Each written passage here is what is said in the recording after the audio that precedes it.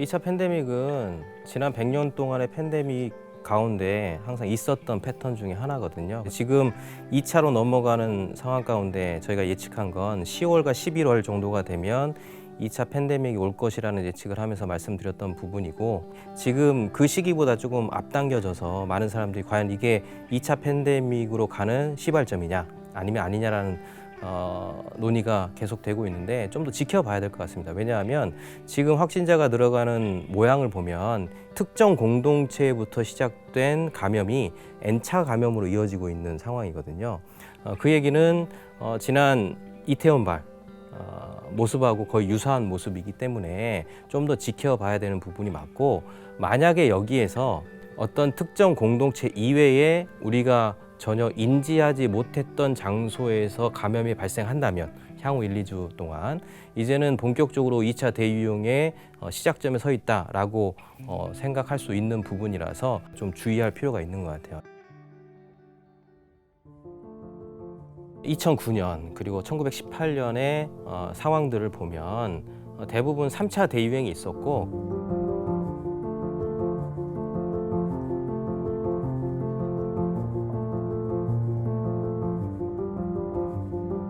면밀하게 들여다보면 2차 대유행이 가장 큰 확진기를 나타내거든요. 패턴상 보면. 근데 그때가 거의 다 환절기로 넘어가는 철에서부터 시작됩니다. 그 모양을 봤을 때 그 과거의 패턴이 맞다면 지금의 팬데믹 상황도 그런 패턴과 유사할 가능성이 높고, 그런 측면에서 이제 10월, 11월로 넘어갈 때에 대유행 가능성이 있는 거고요. 특별히 그 시즌이 되면 모든 사람이 다 아는 것처럼 면역력이 굉장히 안 좋아집니다. 가을에서 겨울로 넘어가는 철이 되면 질병이 나타나거나 독감이 나타나거나, 교회적으로 보면 이제 장례와 관련된 일들이 참 많이 일어나지 않습니까? 그런 것들을 봤을 때도 인체의 면역 이 부분이 상당히 저하될 수 있는 가능성이 높고, 그러면 다른 시즌에 비해서 바이러스에 노출될 상황들이 더 쉬워지는 거죠. 그렇기 때문에 패턴상으로 보나 인간의 면역력이나 신체적 특징을 보더라도 충분히 가을에서 겨울로 넘어가는 10월, 11월이 되면 2차 대유행 가능성이 있다라고 보여지고, 특별히 이번에 확진의 모습을 볼 때 이제는 가을, 겨울로 넘어갈 때 대유행 가능성이 훨씬 더 확률적으로 높아졌다라는 것들에 대한 증거가 되지 않을까. 성도분들이나 교회가 방역을 잘 준비했으면 좋겠어요. 지금 한국의 가장 큰 문제는 뭐냐 하면 방역을 너무 잘했다는 거예요. 다른 나라에 비해서.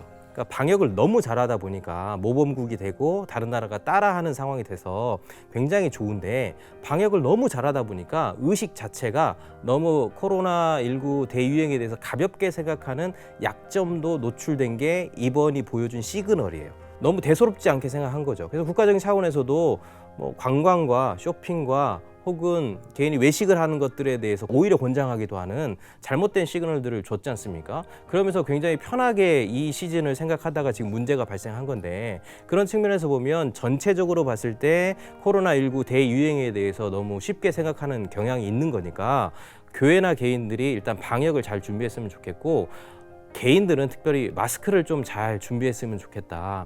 많은 사람들이 코로나19 바이러스가 굉장히 빨리 끝나고 쉽게 끝나고 이렇게 생각하는데, 대다수의 견해를 보면 일단 가장 긍정적인 시나리오는 2021년 5월 전후 정도가 되어야 문제가 해결된다 라고 보는 거고요. 좀 더 넓게 보면 2021년 말이나 돼야 이 문제가 끝날 거다라고 얘기를 하니까, 그렇게 본다면 지금 코로나의 상황은 5월까지로 봤을 때는 9개월, 12월까지 봤을 때는 1년이 넘는 거죠. 그 정도의 마스크가 필요한 거예요, 쉽게 얘기하면. 그런 측면에서 개인들은 좀 준비할 필요성이 있고, 교회적인 차원에서 본다면 역시 교회도 방역이 중요한 거잖아요. 너무 안일하게 생각하시면 안 된다라는 거죠. 만약에 방역 당국이 이번에 최선을 다해서 잘 막게 된다면 이 문제는 금방 끝나겠죠.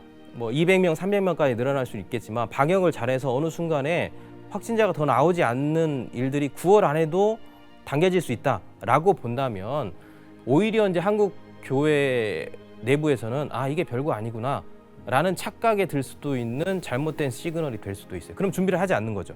그러면 2차 대유행 본격적인 시즌이 되는 10월, 11월이 되면 뒤통수를 맞을 수 있는 거거든요. 그래서 교회들은 방역을 잘 준비하는 것들이 필요한 거고요. 우리가 이미 코로나 이전에도 변화가 있었단 말이에요. 각계각층에서 정치, 경제, 사회, 문화 할 것 없이 모든 전방위적인 변화들이 나타나고 있었죠. 우리는 그것들을 프레임을 정했어요. 4차 산업혁명이라고. 이렇게 정해가지고 미래가 바뀔 것이다. 패러다임이 시프트 될 것이다. 이런 얘기를 언론부터 시작해서 문화계 할 것 없이 전방위적으로 그런 얘기들을 논의를 했었고 그런 진행이 되어 왔었어요. 근데 코로나19를 겪으면서 그 변화의 모습들이 좀 더 속도적인 측면에서의 변화가 나타났다고 생각하시는 게 맞는 것 같아요. 코로나가 없었으면 좀 더 긴 시간들이 필요했을 텐데 코로나에 진입하면서 그 방향성이 좀 더 빨라졌다라고 생각하시면 좋을 것 같은데 그게 이제 변곡점으로 이야기한 거고요. 반강제적으로 아니면 비자발적으로 모든 국민들이 비대면을 경험할 수밖에 없는 상황에 진입하게 된 거예요. 코로나19가 없었으면 그렇게 빠른 속도로 영하부터 90세 이상까지 비대면을 활용할 이유가 없었던 거죠. 그냥 대면 상황에서 쇼핑도 하고 사람도 만나고 했었을 텐데 물리적으로 자연스럽게 모든 국민들이 비대면 안으로 들어갈 수밖에 없는 상황이 되다 보니까 모든 국민들이 미래 사회의 일정 부분의 한 부분을 다 교육을 받아버린 꼴이 되는 거예요. 기업이나 국가는 마케팅비 하나도 들이지 않고 모든 국민들을 미래 사회의 한 부분에 해당한 비대면을 교육시켰고 학습시켰단 말이에요. 그러면서 모든 국민들은 우리가 갈수록 비대면이 중요하구나. 비대면의 상황 가운데 비즈니스를 해야 되는 거고 비대면 상황 가운데 교회도 어떤 역할을 해야 된다라는 것들을 인식하게 됐다는 거죠. 이것은 앞으로의 상당 기간의 물리적, 시간적 제약들을 전부 다 압축시켜 버렸어요. 그러다 보니까 속도는 더 빨라질 수밖에 없는 거죠. 그 속도의 변화에 따라서 모든 문제의 타이밍도 달라지는 거고요. 방향성도 달라지는 변곡점에 들어가게 된 겁니다. 코로나19 이전에는 패러다임이 의식적 수준이 아니라 단어적 수준에서 논의가 됐다면 이제는 의식적 수준을 넘어서 실천적 수준으로의 패러다임 시프트를 경험하는 사회로 간다라는 측면에서 굉장히 큰 변곡점이라고 말할 수 있다. 우리가 이미 2008년도에 경험했던 건데요. 경제가 어려워지면 당연히 성도들의 삶이 어려워지고 성도들의 삶이 어려워지면 교회 재정적 측면에서 위기가 생깁니다. 그때 2008년으로 돌아가 보면 그런 똑같은 흐름 안에서 부도나는 교회, 부채를 갚지 못하는 교회들이 많았고 그 교회를 일부 특정 이단들의 집단에서 매입을 해서 기존 교회처럼 운영하는 모습들을 우리가 많이 봤었죠. 그런 것처럼 경제가 어려울수록 똑같은 패턴의 반복이 나올 수 있는 가능성이 높죠. 그런 측면에서 교회에 대한 문제들을 좀 생각해 볼 필요성이 있는 거고요. 또 하나는 이제 우리가 살아가는 시대가 다양성의 시대가 증폭되어지는 시대에 살다 보니까 서로 다른 생각 가운데 있는 층들이 넓어졌어요. 그러니까 획일화된 생각이 아니라 하나의 생각을 가지고 살아가는 것이 아니라 한 물체를 보더라도 굉장히 다양한 방식으로 해석을 하고 바라보는 시대가 된 거죠. 그 가운데 다른 생각을 하는 부류들이 쉽게 말하면 이단들이 그 생각에 진입을 해서 그들을 자기들의 품으로 자기들의 영역으로 움직이려는 새로운 도전들이 충분히 나타날 수 있다는 측면에서 그런 사냥꾼들을 좀 조심할 필요성이 있다라고 말씀드립니다.